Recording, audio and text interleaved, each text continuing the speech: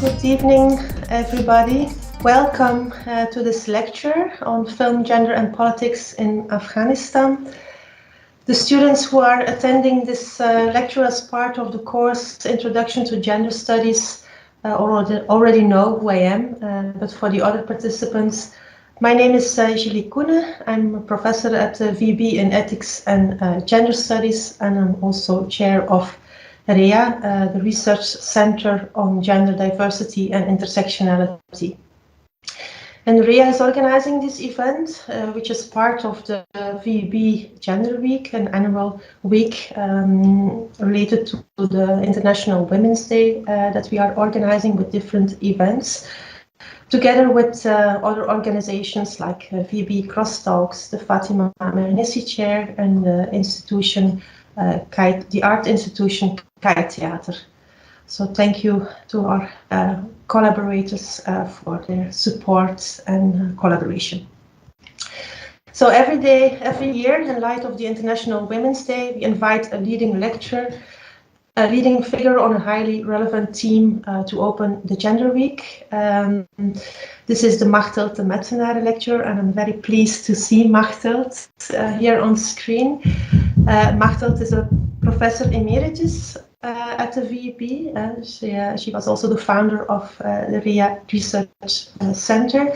And when she retired, we decided to organize an annual lecture series with her name.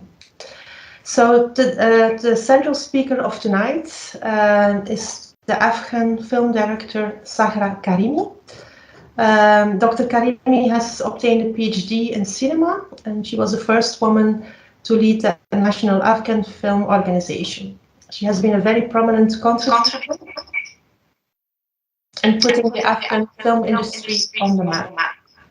Sorry, I hear echo. Maybe probably someone has turned on his mic. Okay, now it's okay.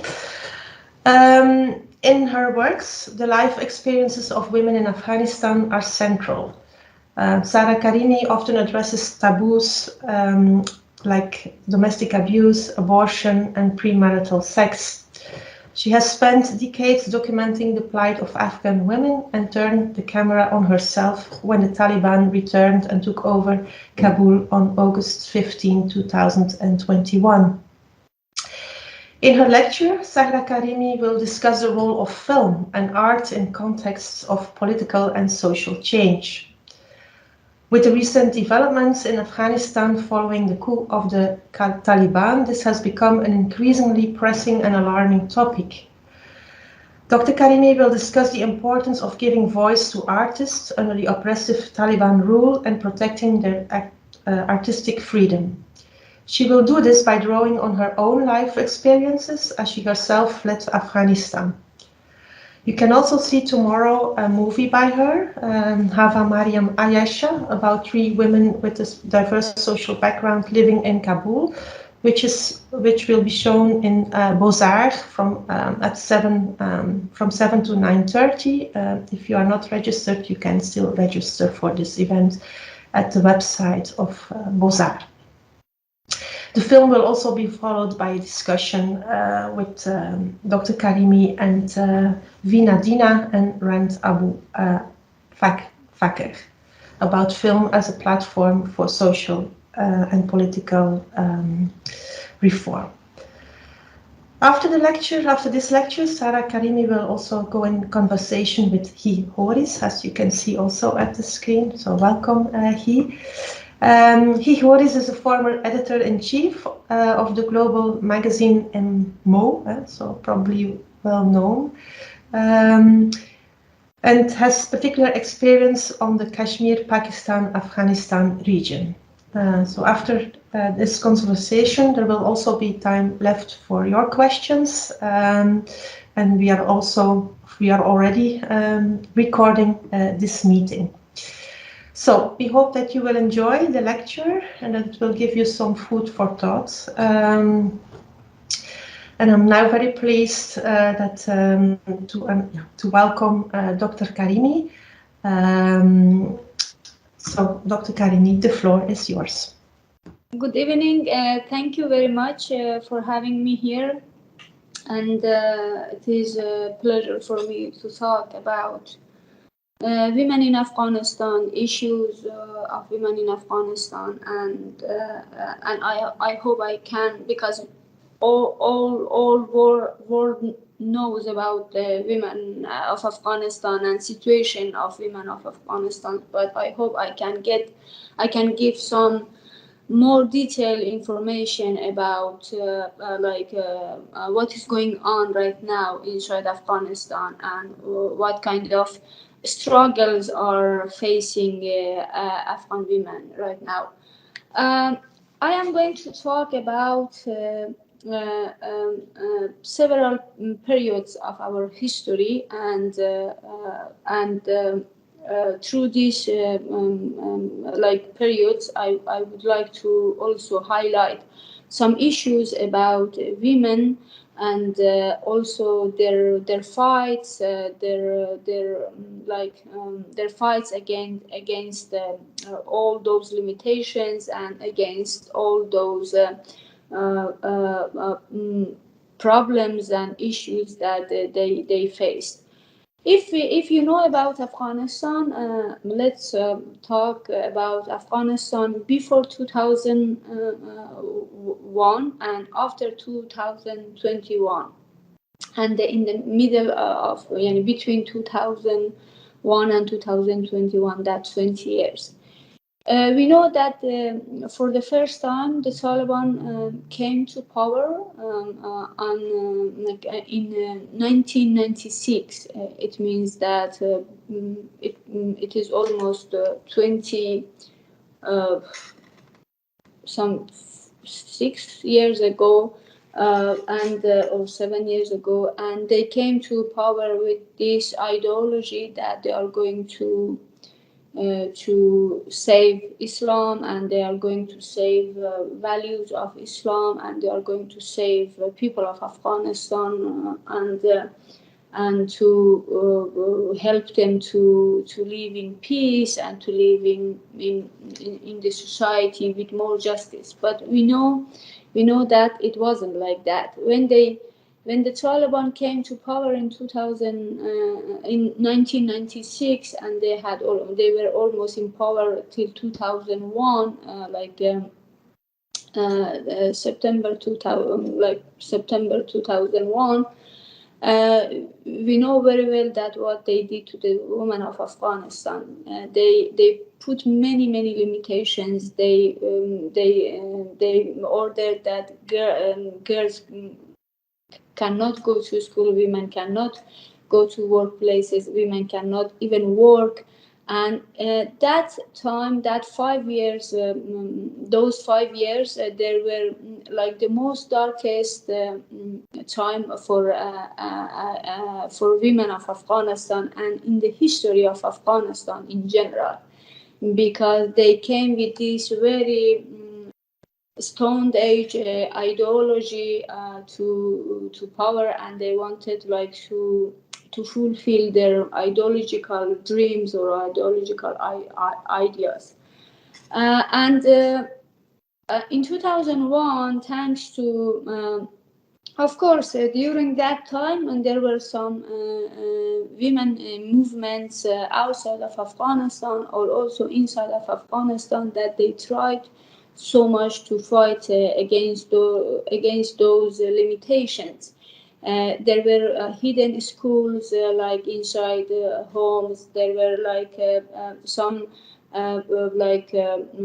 group, feminist group outside of Afghanistan. They wanted to highlight the issue of women outside of Afghanistan, to share all this suffering, all this limitation with the world. So there were some efforts, but it wasn't enough, to really to bring some changes. But finally, in 2001, with the help of international community, with the help of US, and with the help of NATO and other international countries, They could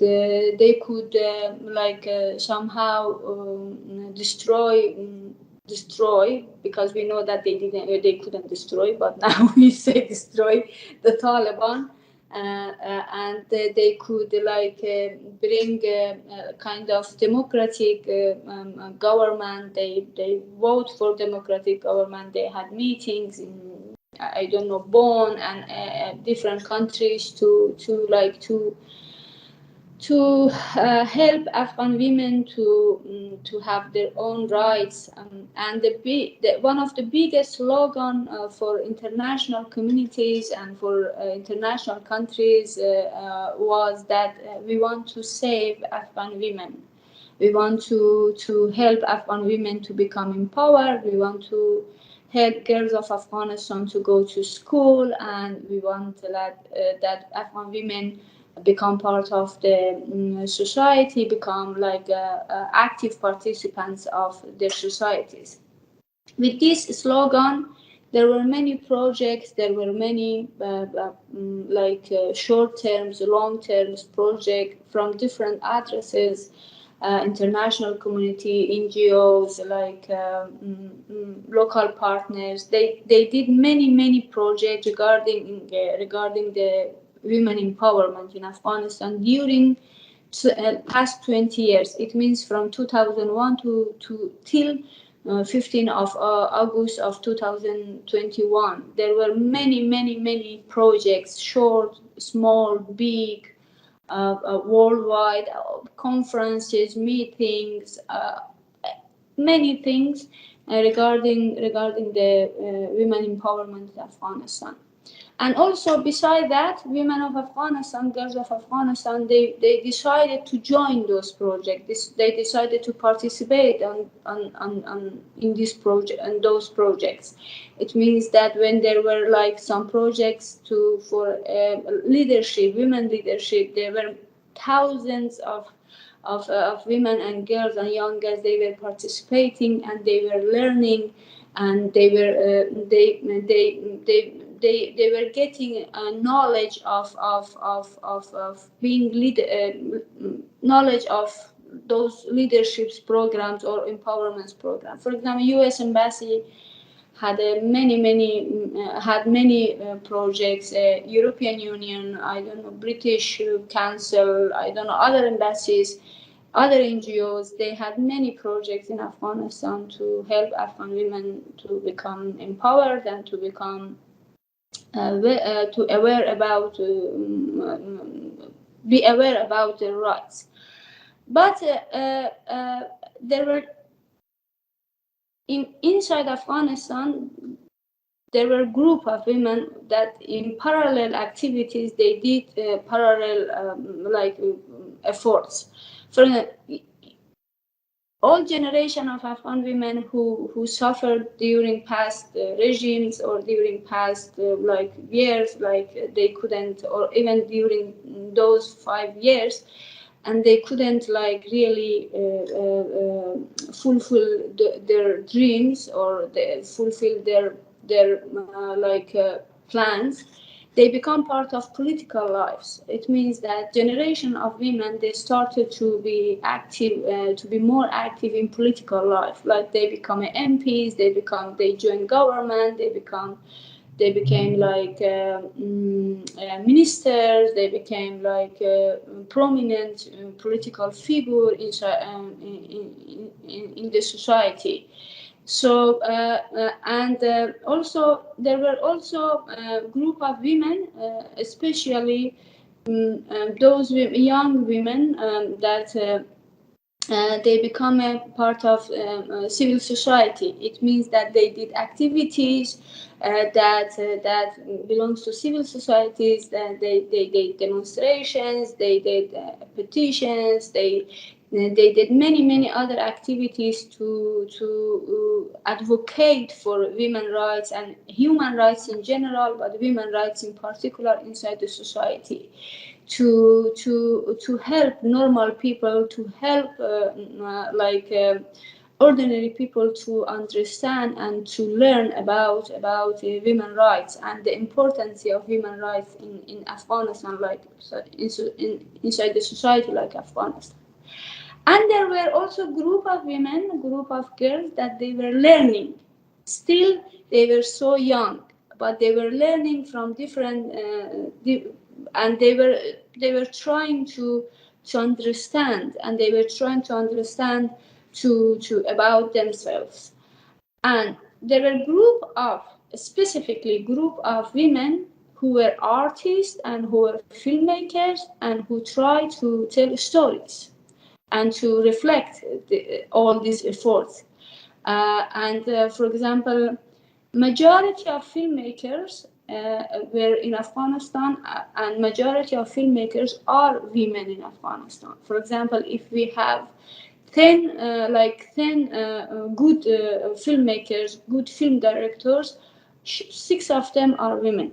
And the first director who started to make a film after the first fall of Taliban, it was women. And we filmmakers with our films, documentaries, fictions, short films, animations, we were like kind of a messenger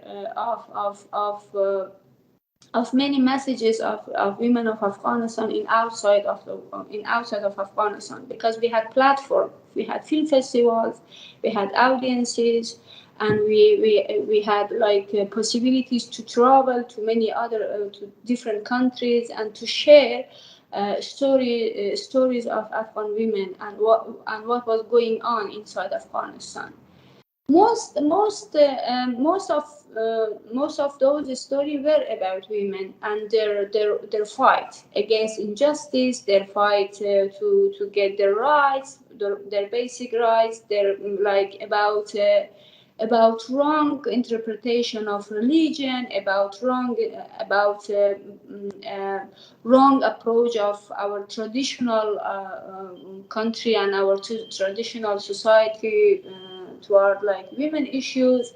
So most of those films, like 99% of those films were about women issues. It means that women filmmakers, women artists, like female filmmakers, female artists, and they somehow they created kind of female gaze to the issues of Afghan women inside Afghanistan. The kind of female interpretation of issues that it wasn't before. Always, if there were there were films, always if there were some discussions, always if there were some conversations, there were always majority were men or men filmmakers or male filmmakers. They try to interpret to do kind of interpretation or kind of their understanding of the issue. But during these past 20 years, a group of female artists in general, and in particular female filmmakers, they started to create their own platform, and to started to get a specific female gaze to look to from which they look at problems and issues about women of Afghanistan. So that helped a lot because through those films and through those stories, we didn't just talk about like struggles. We didn't just talk about like just limitations. Also, we had opportunity to talk about our achievements, and to talk about bright side of our like fights or our existence inside Afghanistan. So, for example, there are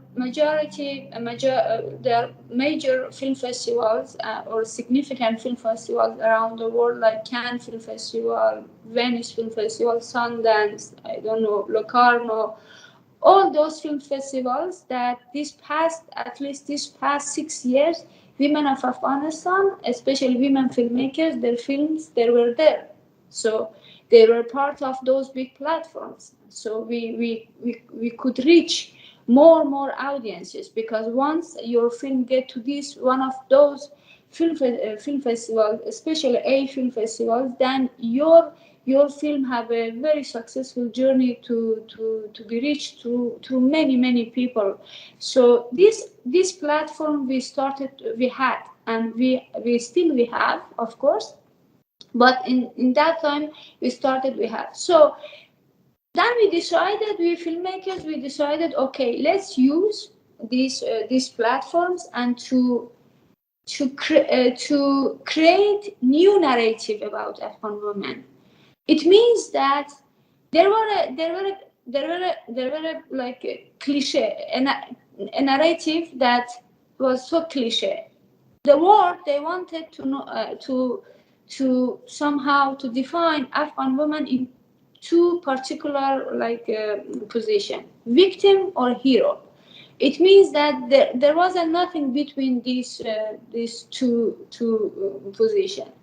They wanted so much to show victims, like to show the majority of Afghan women are victims, or they wanted to show that, oh, there are heroes, and they are like, we have this kind of people, that figures that they are heroes. But we filmmakers, we wanted to show normal women in their normal lives, with their normal struggles, like with many issues that maybe Western countries or international countries they wouldn't think about that in general. For example, in my film Hawa Maryam Aisha, you don't see like a women a miserable life. They have their normal, basic, like ordinary life, but they're struggling with motherhood, with pregnancy, with abortion, with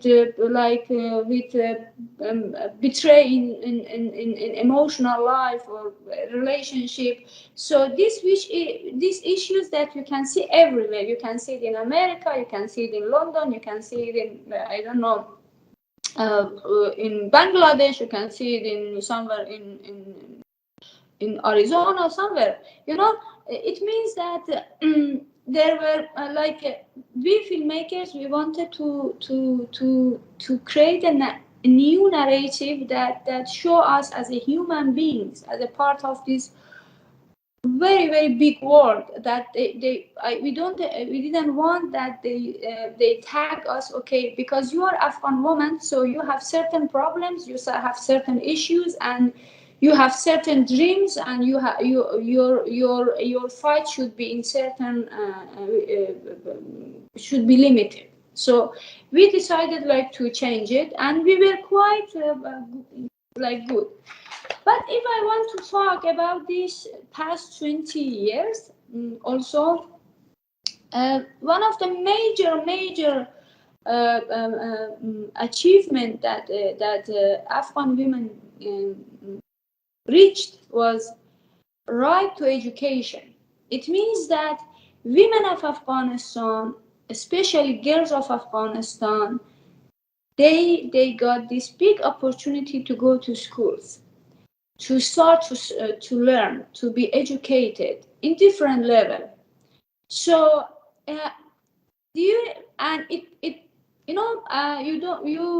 maybe about mentality of Afghan people, Afghan society in general, I want to say something. Afghan people have this mentality. They mostly think with their eyes. It means that if they see something and they see that the result is positive, they follow it. This is the mentality of Afghan people. Majority of people, especially in rural areas, in cities, in urban and rural areas, they send their girls, their daughters to school because they saw that they never send their relatives sends, and it is good and it is something positive. So somehow more than 9 million girls, they went to school, or 11, maybe sometimes it is, they say 11 million. But they went to school. At least they had opportunity to have a basic education. And many of those girls, especially from rural areas, from far villages, they had opportunity to come to cities to study in universities, like at universities. So they started they had this opportunity to travel, to get out of their houses, to live in I don't know, student houses, to live in far from their parents. So all these small opportunities, all these small steps, they help that group of women, young women, to become educated, to start to experience life inside cities, to start to, I don't know, to go to conversation, to exhibitions, to film screenings, to political debates, to so this helped a lot. Like they shape their way of thinking to different way. It means that many of those women really, and those young women, they became very prominent figure in social, in political, in economic, and cultural life of Afghanistan during this at least these past 10 years. So there were also kind of I don't know how it says, during these past 20 years, there were also kind of so much wish of young women to become independent. It means financially independent. So they joined many programs that they start to learn kind of this method of running business, female business. They were owner of many. They were like, if we talk about the economy of Afghanistan, there were 45 companies or 49 companies, like in Afghanistan, the owner were women. Like, so recent, like last studies, they owned restaurants, they owned fashion shops, they owned like online companies, they owned logistic companies, they were big businesswomen. So they become so much active, like during like from economic point of view. So then, when they are financially, they are more. There were more independent women. There were more also decision makers among the women. So they wanted to participate in the to be part of those positions that they were decision makers. And also, there were women, and especially young women, they were so much active in sport, sport. It means that they represent sport, female. They were part of female sport. So they were representing Afghanistan in a big platform.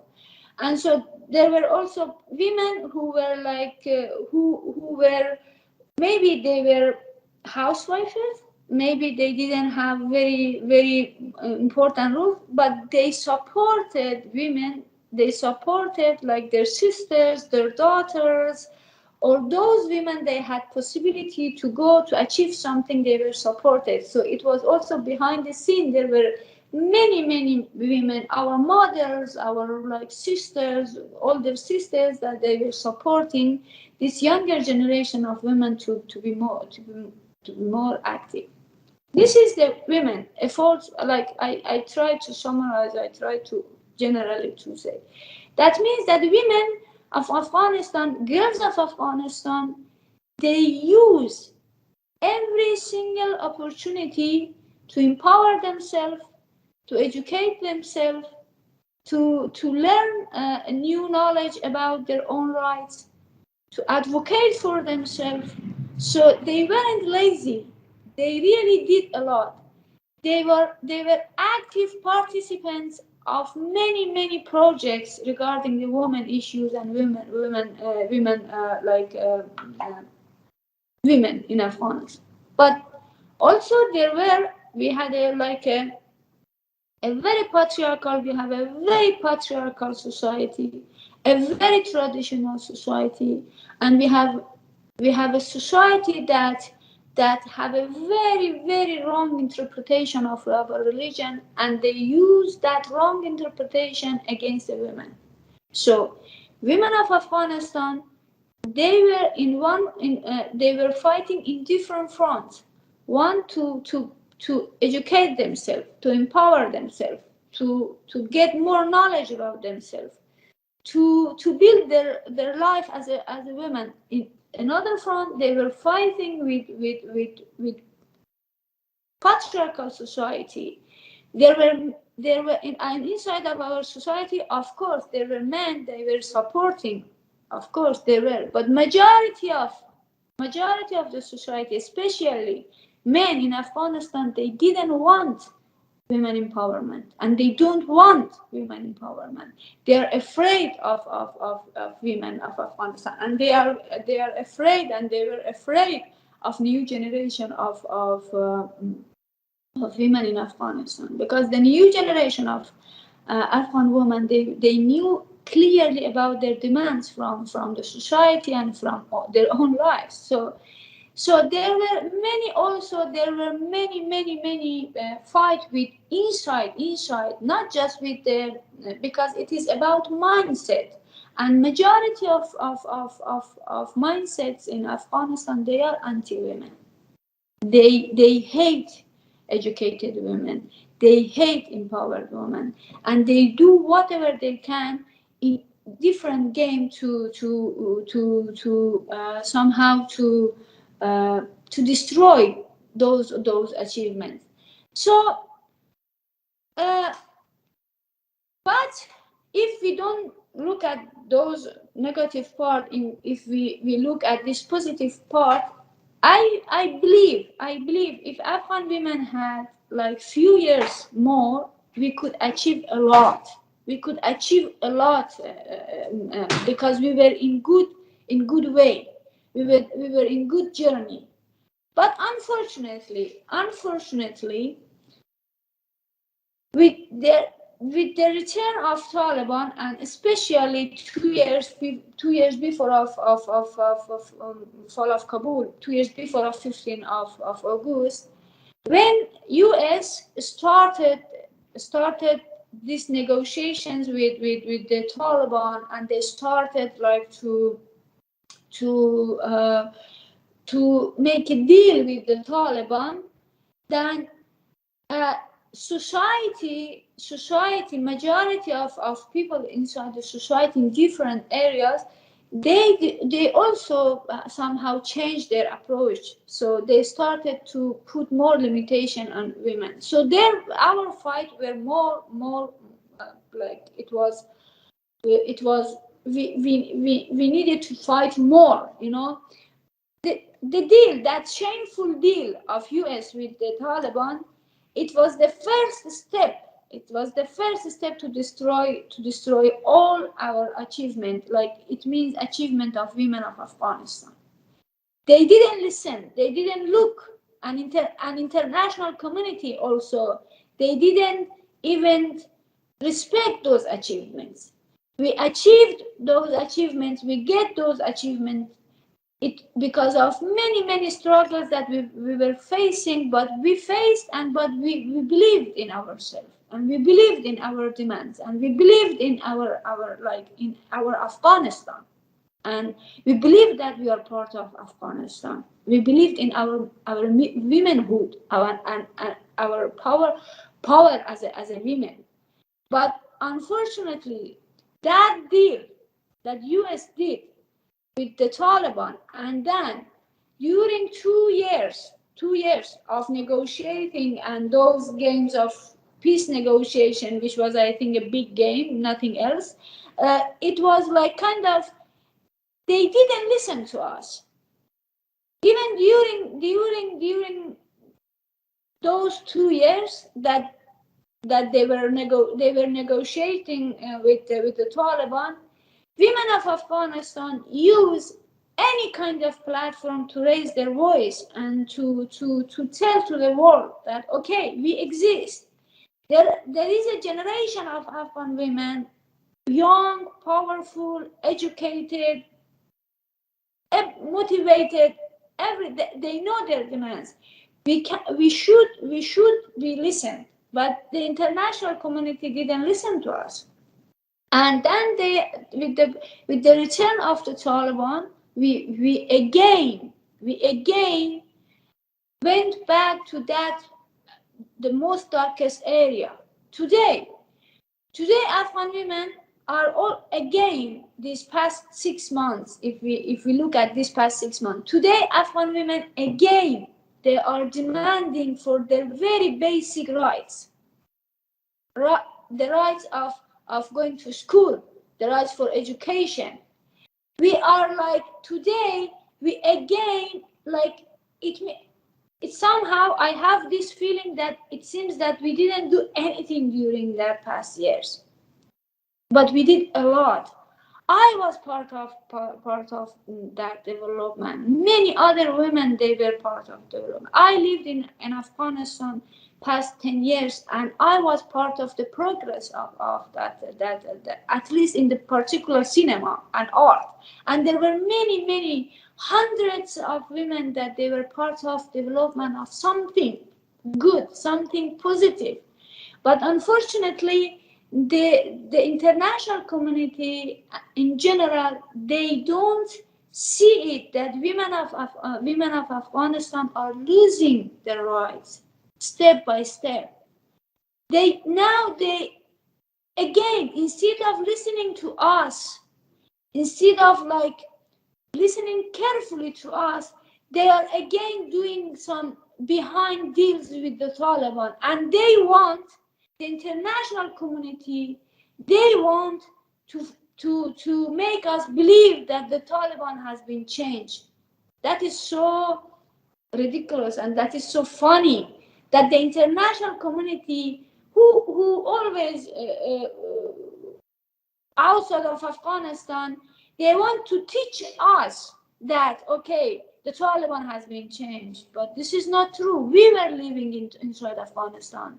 We were facing with them, not just with them, but with the kind of mindset of Taliban. Because do you think the Taliban is just one person or a figure? No, the Taliban is a way of thinking, and majority of people in Afghanistan, especially traditional society, they are, and they will be against women of Afghanistan, against empowerment of women in Afghanistan. We were struggling, and we were putting our life in danger.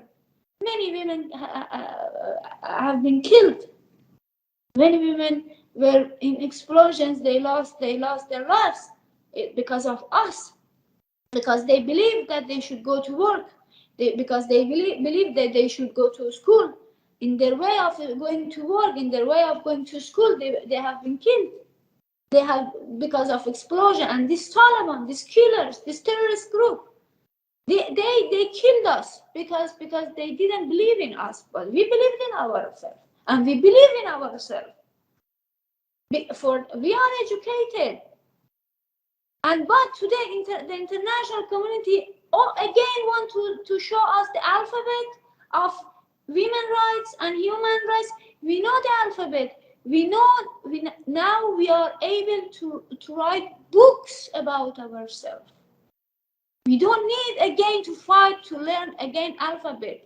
We are now in the position, Afghan women, majority of Afghan women are well educated, and they can write, they can create narrative about themselves in any kind of format.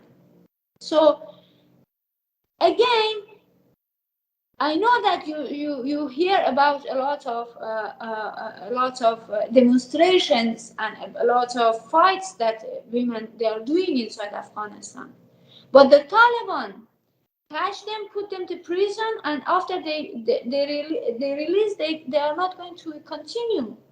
And we started to have a very clear and strong voice of women after 15th of August. But unfortunately, the women of Afghanistan totally were alone in their fight this time. What does it mean alone? Alone, it means that they were going to streets.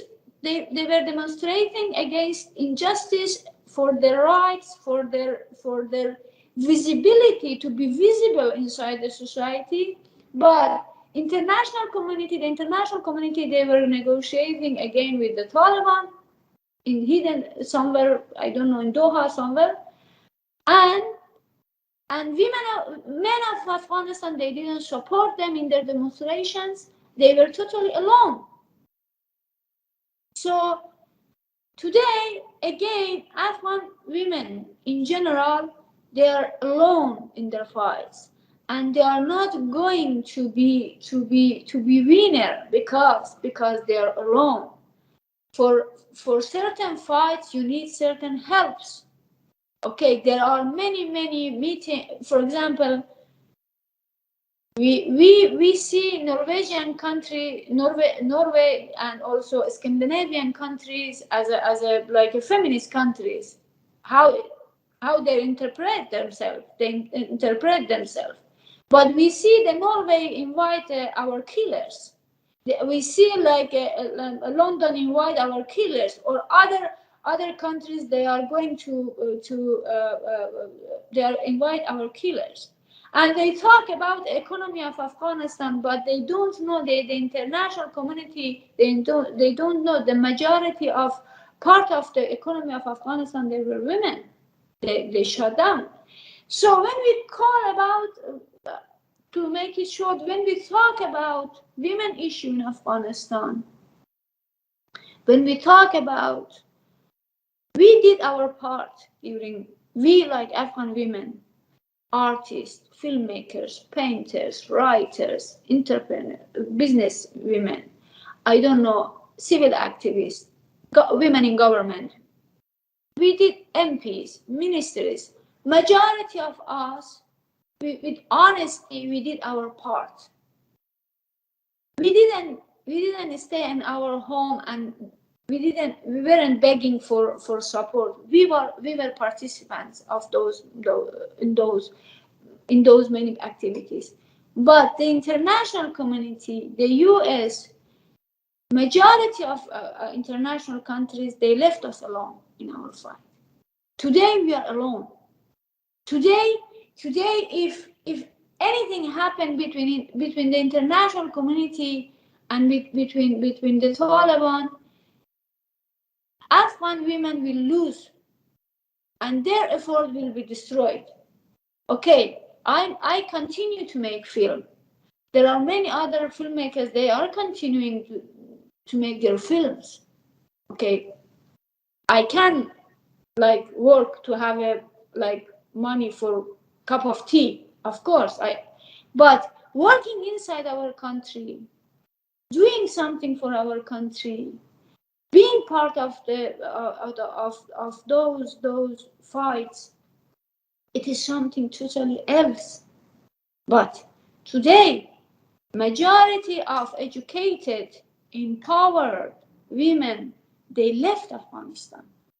They are not inside of Afghanistan. And those who stayed in Afghanistan, they were brave enough to go to the streets and demonstrate against the Taliban. They were catched and they were in prisons, and when they came out, they are not going to speak anymore because they are afraid. The kind of dictatorship is in Afghanistan that it is worse than before the first time that the Taliban was there, because the new Taliban, this Taliban, it is very manipulator. They are manipulators. they don't know. They know very well how to manipulate the mind of an international community. How they show a very positive face to the international community, and to show that, okay, we are pro-education, we are pro-woman, but in reality, inside the country, there are many struggles that women of Afghanistan are still facing, and it is like Stone Age again. In 21st century, a woman in Afghanistan cannot travel 40 kilometers by herself. It is a shame. It is a big shame for the international community, not just for Afghanistan, but for the international community, because the international community came to Afghanistan 20 years ago with this slogan that we are going to save Afghan women and we are going to help them. But we became what you wanted. Then why you left us? Sorry, I think I talk a lot.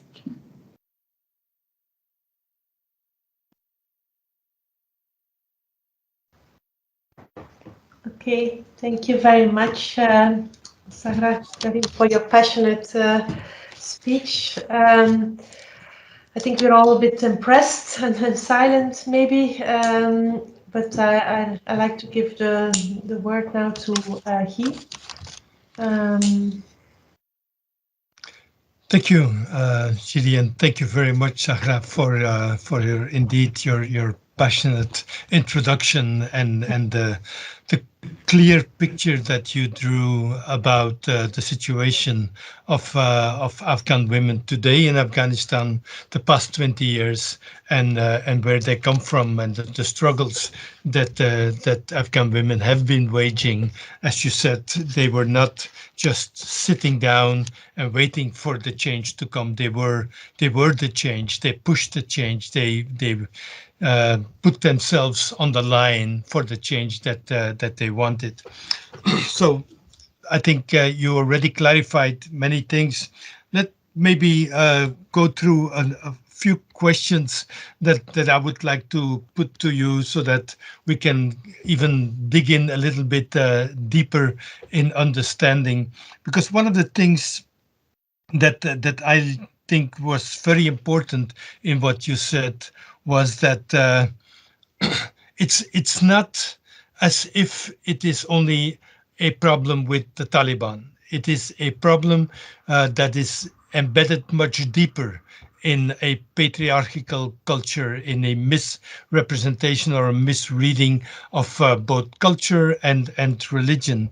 So, and that I think, for those of you who are not yet thinking of going to the movie, you should go to the movie tomorrow, because the film that you made, Hava, Mariam, and Ayesha, brings out very clearly how this is so deeply embedded in family culture, but also in work cultures and everywhere. So my question there would be, where do you start? Because it would be, in a sense, easier if we could say, if we if we could do away with the Taliban, then everything would be solved. But even the 20 years that the Taliban were not in power, especially not in Kabul, lots of struggles were still going on and lots of problems were still there. So where do you start moving this embedded culture of patriarchy and of male domination? Of course, when we talk about the Taliban, I don't know how to explain it in English, but you have like a mountain of struggles and problems, and the Taliban is the double mountain of troubles and problems. It means that we had those troubles. It's not just okay, they came and we have like troubles. We had, because unfortunately Afghanistan, when I started to understand it because I came from very matriarchy like family. It is that in my family, women were always very strong. But I wasn't. It was general picture, you know. But when you go deeper, and when I started to listen to my mother, and when I started to listen to my those women, like strong women inside my family, they didn't become strong like one another. Like they didn't born strong. They became strong because they were facing so many struggles. For example, my grandmother, my mother, they were like they didn't have any choice to continue their life just to being strong. It means that inside my family that I had this clear picture that, okay, women are very strong and men are not okay. They are very good. They respect. No, it wasn't like that. It was totally different. They were struggling. And in Afghanistan, if I go, because I traveled a lot to many provinces, to many villages, far villages, remote villages, and because my way of filmmaking is I observe a lot. I observe and I listen to people, to their stories. So I had this opportunity, like between 2016 and 2018. I had these 2 years. I had this very unique opportunity to travel to those like villages and remote areas. I listened to many women, and to rural women, to urban women, to educated housewives, old women, young women. In the end of the day, I came to this conclusion. As long as you belong to a very traditional patriarchal society, it doesn't matter, you are educated, you are housewife, with certain issues, when you face with certain issues, you are forced to suffer.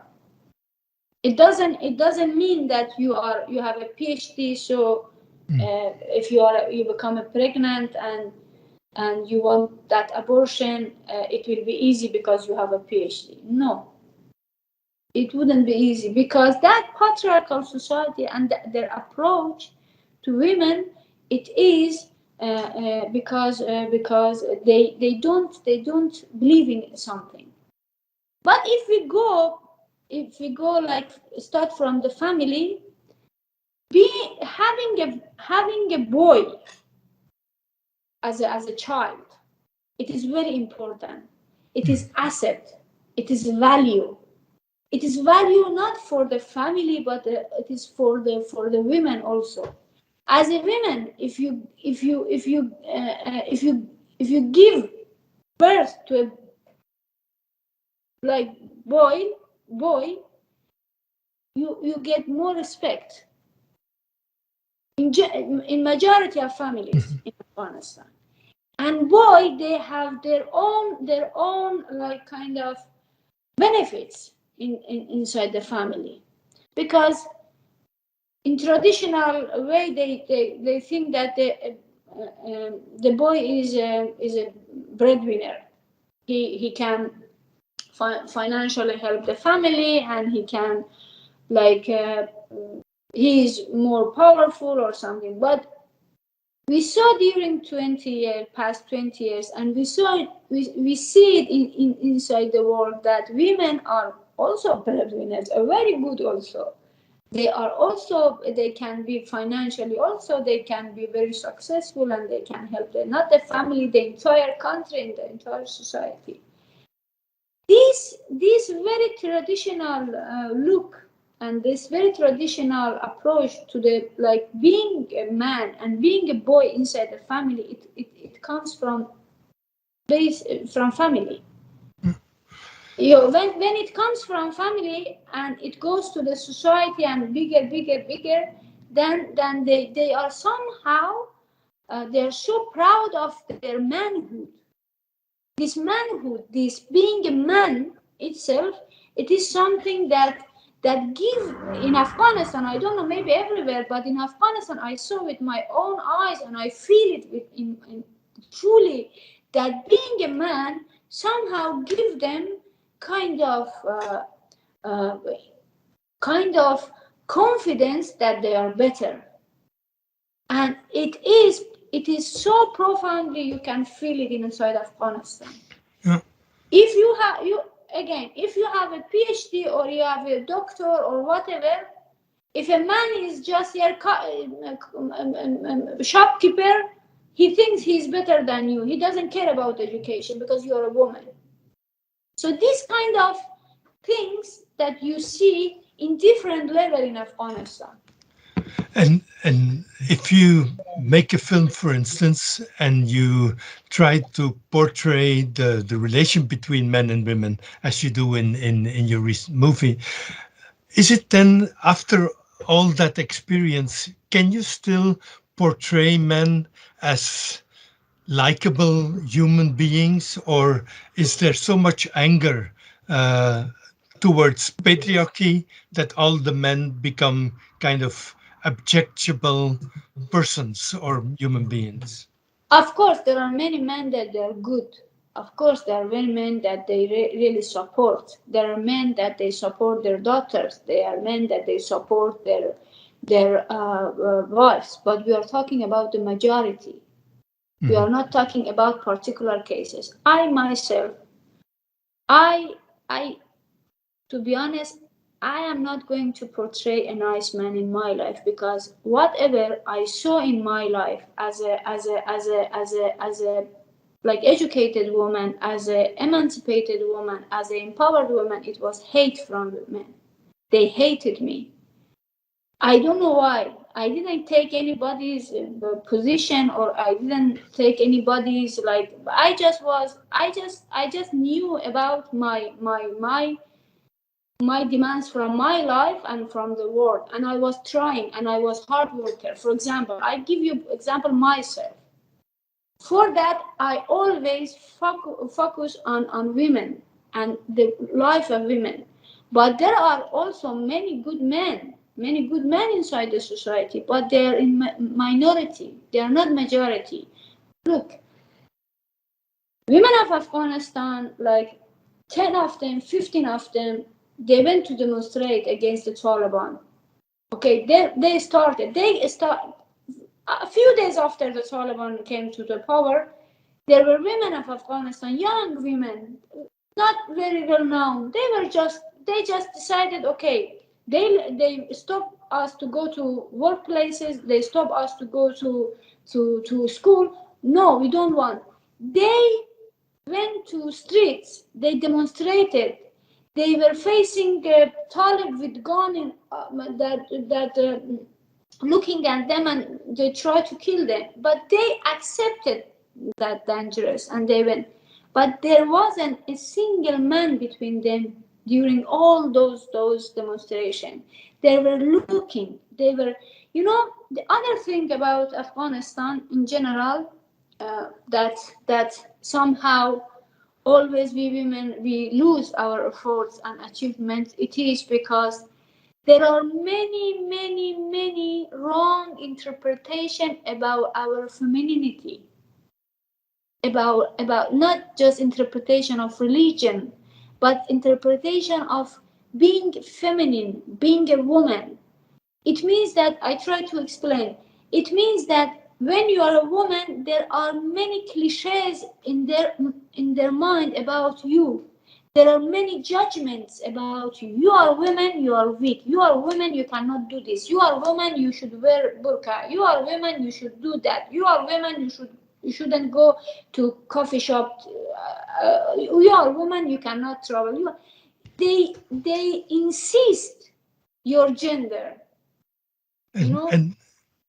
And is it mainly the female body that is central in this, and the female sexuality? Is that the central? It's the female body and female sexuality. I think, and because they think They think that being a woman, you have this body and you have this kind of like female sexuality, but they think that you don't have this part of your body shouldn't work if it is with his head. They think that everything should work and everything should be active and everything should be like kind of productive. It is from down to here, and it is wrong. They think if there is a thinking, if there is a think tank, if there is a decisions, if there is any kind of major steps toward like very serious steps, it is because it is men should do it. But women, because they are emotional and because they are, but to be honest, the power that the woman has, the power that we have, okay, nobody have it. It is that we can give birth. This is but their interpretation, Afghan majority, Afghan society's interpretation of our power, because we are giving birth, it is our weakness, it is our duty, it is what we can do in proper way. Yeah. But they don't, they even this unique power that we are so proud of it. We are so proud of it. Our society, Afghan society, they interpret in their own way to show it as a weakness.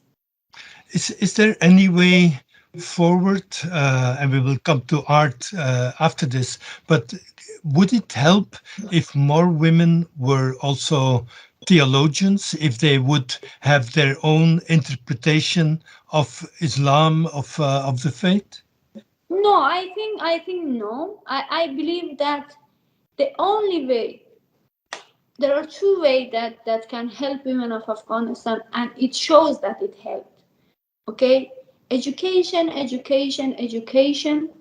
and financial empowerment. These two things, they will help that new generation of any kind of generation of Afghanistan, they respect women. Unfortunately,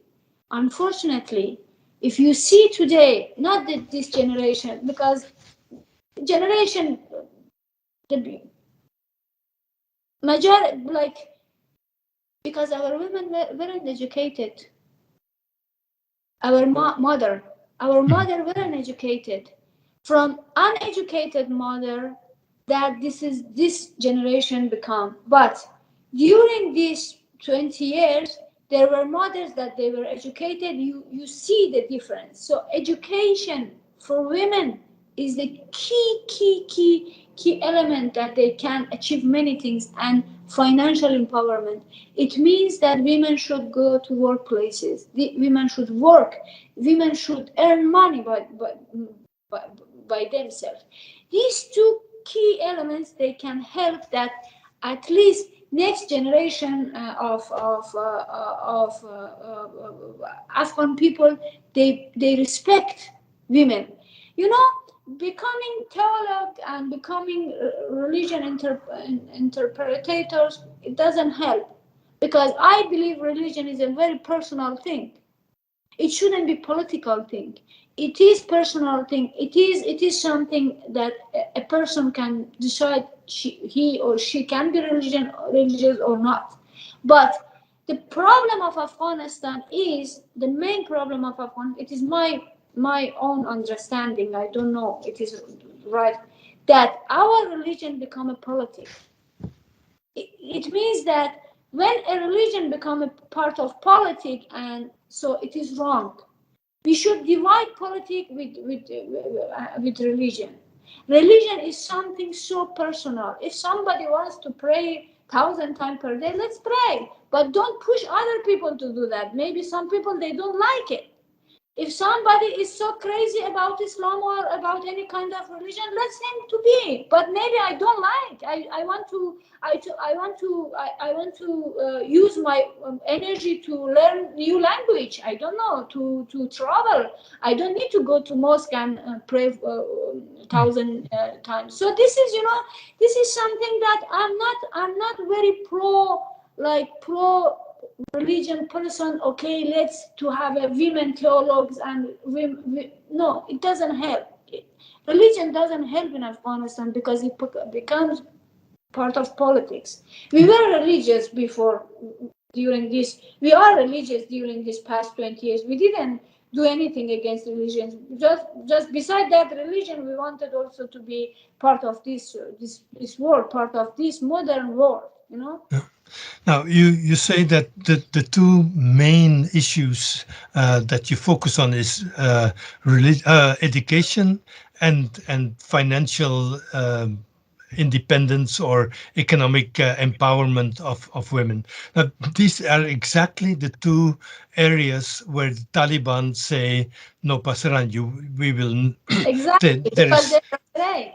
Because they know. I told you that the Taliban right now, that today Taliban is totally different than Taliban in 1996, because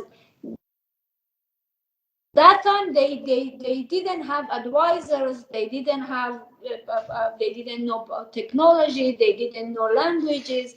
During this past 20 years, Afghan women, they become empowered. Also Taliban become more smarter.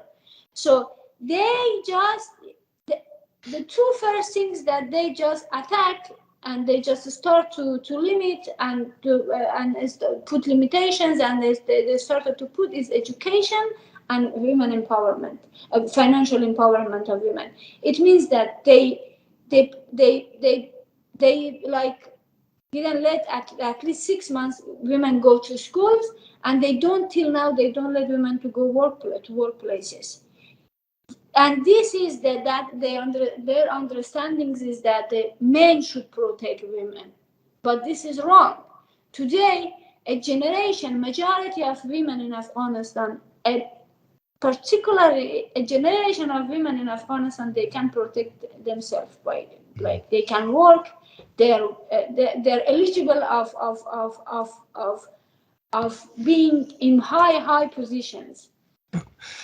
I would like to focus a little bit on art as a tool, in emancipation and in bringing about a better world and a better Afghanistan. You've argued before that that art and cinema in particular can help women to raise their voice, to become stronger, to advance their situation, their standing in society. How exactly do you see cinema doing that in a society, in a country where there's hardly a cinema? Yeah, it was very like, it is kind of, I always tell myself that I'm very like naive, idealist. I am very like, but I always dream, and I will dream forever. But everywhere around the world, also in Afghanistan, people, they love stories. They want to listen to stories. They want to watch stories, and stories are important. And telling stories are very important. And it impact stories has their impacts on society. But we women, we filmmakers, we tried. Even we didn't have a support from the government. We didn't have a support from the society. So, but we tried at least to tell stories of our country in general. But the problem was, it is kind of, I don't know if I can say it like loudly like this, or just say it. During past 20 years, there were many help or support in different sections in Afghanistan: economy, politics, women empowerment, everywhere. but there were not much support in cultural sector, especially in cinema. Somehow today, when I look at it, like from distance, somehow they didn't want to support our culture. They didn't want support artists. They didn't want support like storytellers. They send money, billions dollar money to Afghanistan to build Afghanistan. Do you think with 1 or 200 or 300, $500,000, they couldn't build a cinema inside? No, there wasn't a single cinema that they could reconstruction or the build. It is kind of, it is. I don't want to make a judgment, but this is kind of that. It is kind of aim of international community was also not to support culture, because a country culturally, when a country growing up culturally, it defends also its values. But unfortunately, okay, there were some support regarding like heritage and those things. I don't talk about those things, but in cinema especially. So when you, and also NGOs and international like companies, organizations, they use talents of our storytellers, our filmmakers in very like NGO programs, NGO films, NGO things. So they didn't give this opportunity, or they didn't provide this opportunity that our filmmakers to tell stories in bigger platform in serious way. Yeah. And this is the thing that it needs more analyzed, because I have a very specific view. This is kind of cultural colonization, it says. It exists. Yeah, and what happened to Afghanistan, somehow, I don't know, it was if they wanted, or they really forget, or they didn't. When I say they, I mean international community and the government, our government also. They didn't support cinema. No. Maybe. Now, one question that I would like to ask you there is, you as you said, you traveled around the country, different parts of the country, rural and different cities, and you listened to the stories that women told you. What did you learn from that, listening to their stories, about how you can tell a story to them? Because I can imagine that it's a different thing to tell a story to a 20-year-old graduate student in Kabul, a girl, as opposed to somebody in Nuristan or in Badakhshan, in a small village far away. So how do you combine these sensitivities or the traditions of storytelling in your own art? You know, the things is that I understand from those traveling and talking with them, I understood that one, I should tell their stories. I, as a filmmaker from Afghanistan, if we don't tell our stories, there will be other storytellers. They will tell wrong stories. We should. This is the thing that I understood. So it becomes part of my, not profession, but it becomes part of my responsibility, commitment. Mm-hmm. The other things is that when I want to tell stories, I shouldn't play as a like avant-garde and as a like in higher. I should tell a story in a way that they understand and they feel themselves in that story, which is the structure of narrative. You know, the narrative that I use, it should be. And those stories should come from their life.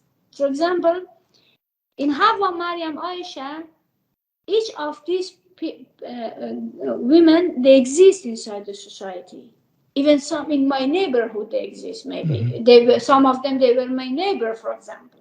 So I choose all those dialogues, even all those situations, even from real life. But telling the story to the people of Afghanistan, it is very difficult, because especially when you want to talk about taboos, but filmmakers in general, they always can find a way of telling that story that we don't disrespect. Because when we disrespect some values, even traditional values, even traditional habits, then they defend, then they don't accept. And so it is very difficult, especially for our story, for us. But we are those who also break the clichés. We are those who break the taboos. We are those who bring in surface certain conversations. So, for example, with my film, Hawa Maryam, I show it, I screen it in Afghanistan 20 days. And I show it that there were two groups of people. Women, they really like it, and men, they hate it. But it somehow created conversation between these two groups on social media, between themselves. They wrote critiques and everything. So this conversation somehow talk about the issue. In Afghanistan, because of our this mentality that we have, we don't talk about issues.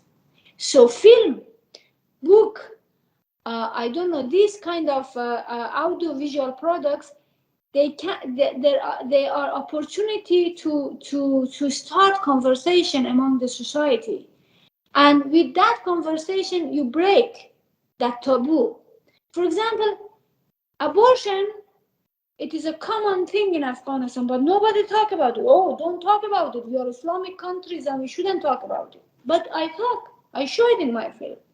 Having a relationship before the marriage, it is common thing in Afghanistan. But no, don't talk about it because it is something, but it exists. You should talk about it.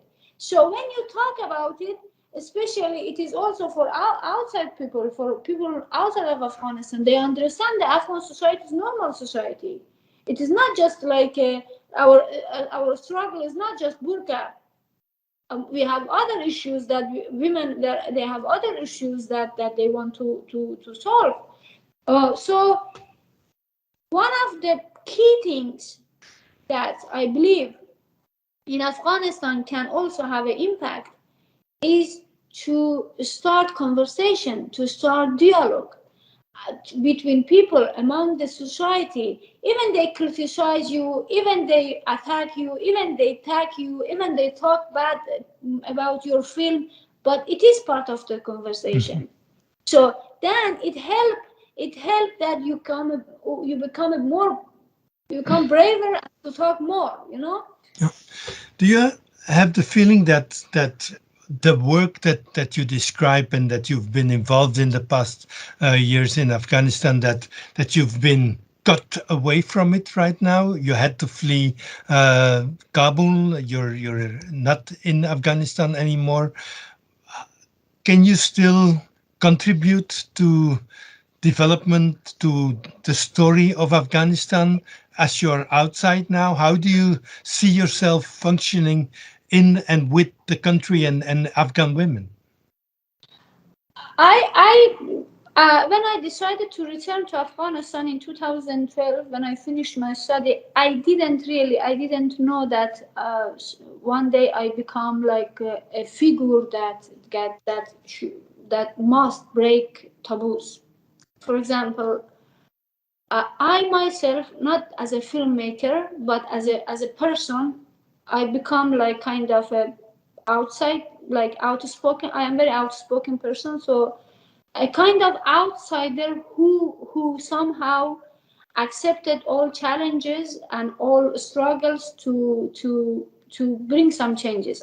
I didn't want it, but I became. So, but with my films, for example, I continue making films because my inner theme and my inner story is femininity. It works everywhere.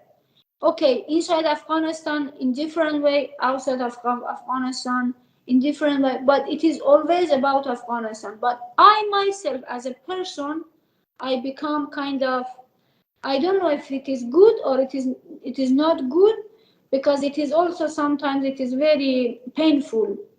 I become a reference for many young people.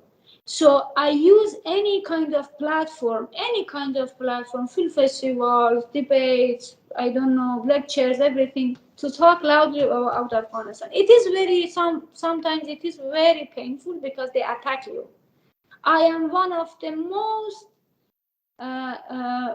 popular figure in Afghanistan. They attack me on social media even after the fall of Taliban, because what I say, because my stand because I created this campaign, do not recognize the Taliban, and I advocate for that.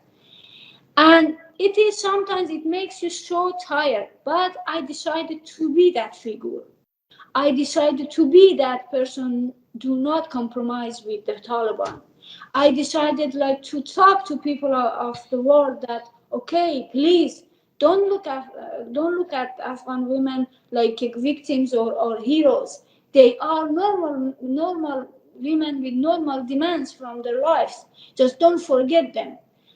It is, I know, maybe women, they can understand me more. It is very, very sometimes so hard to keep alive something, a dialogue or a conversation that the world, they're just tired of listening to you. It is very hard, but I decided to do it. Even I am in one soldier in this front, because this is my person.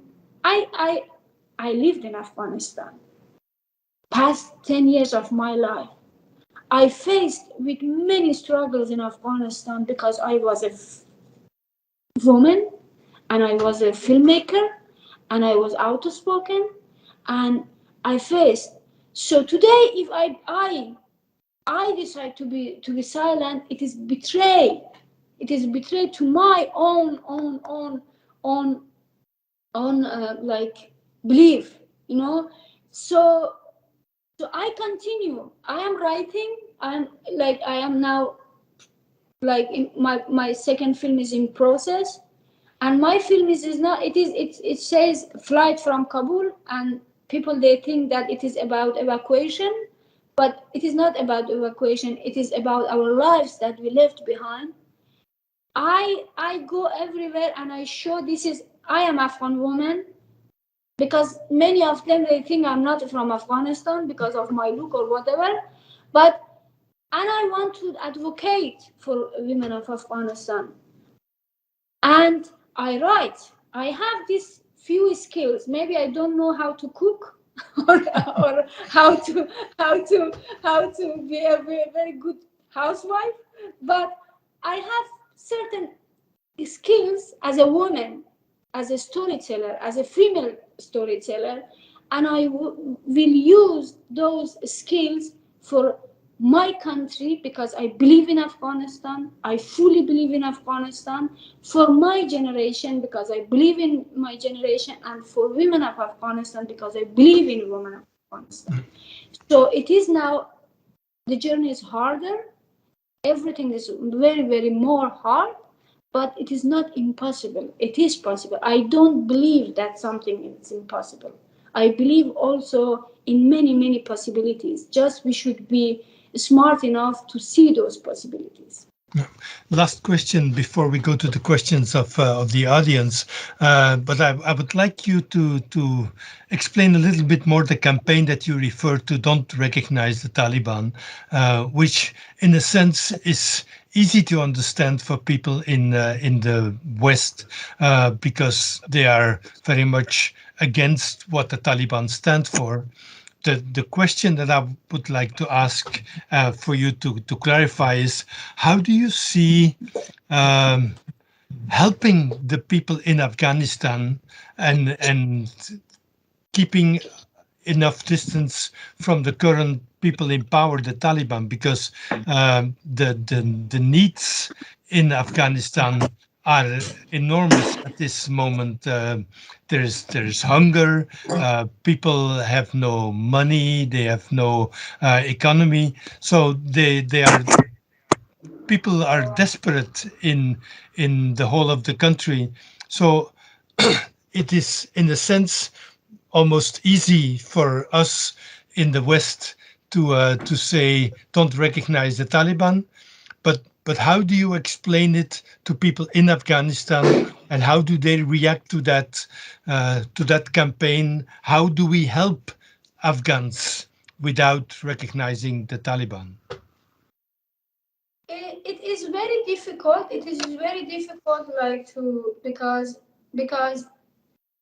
because this is an economic crisis that we have. It is a result of that peace deal, that kind of recognition that the US had with the Taliban. People of Afghanistan, they're not just like people who demand for bread or water or some basic needs. They need freedom. They need freedom, and they need the rights to go to work, to be educated. They can make their breads. They can work. But when you have this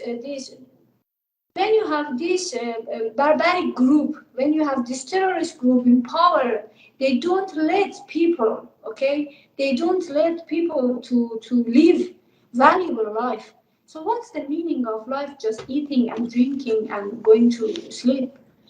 The meaning of life is when it is you can freely live. But people in Afghanistan, they are afraid.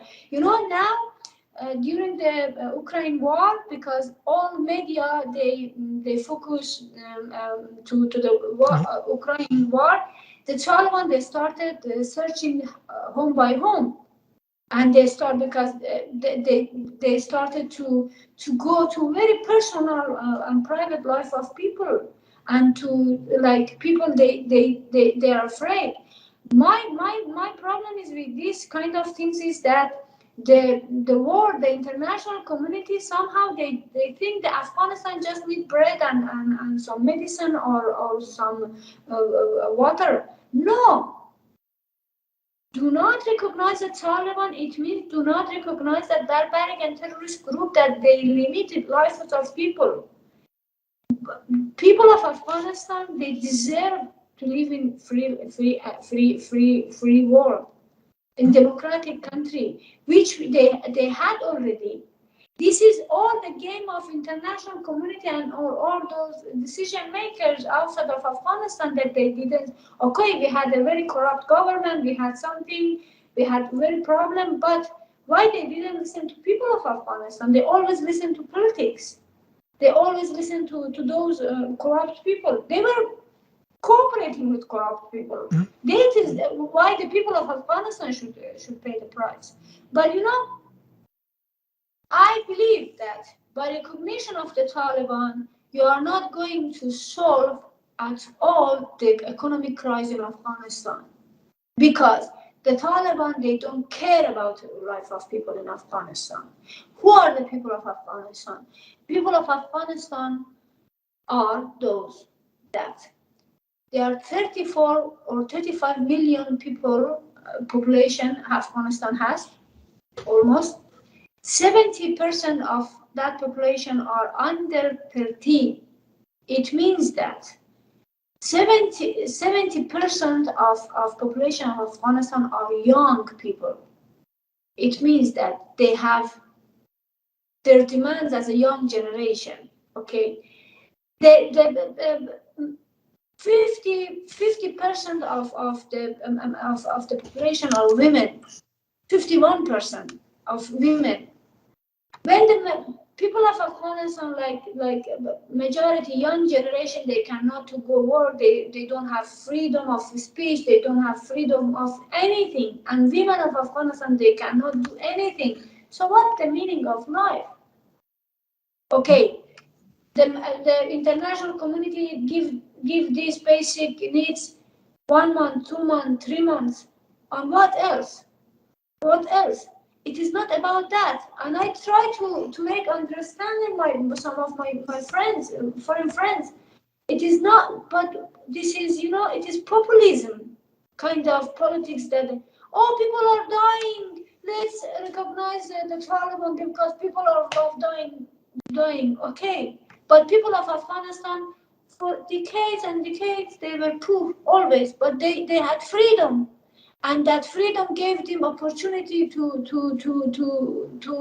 work, to financially support themselves. But of course, when your mother who used to work, when your daughters who used to work, when your young boy who used to work, they cannot work right now. Okay, of course the family is poor now. When the head of the family is a woman and she cannot work and she cannot get any salary, of course the family is a poor. When young people, most of them, they emigrate and they don't stay in Afghanistan, of course the family is poor. So let's look at the issue from different perspective. Yeah. And don't simplicize so much this issue to the bread and the water. Yeah. Okay, thank you very much for always answering straight to the point. I think there will be some questions from the audience, from the people that have been following us for the past hour and a half.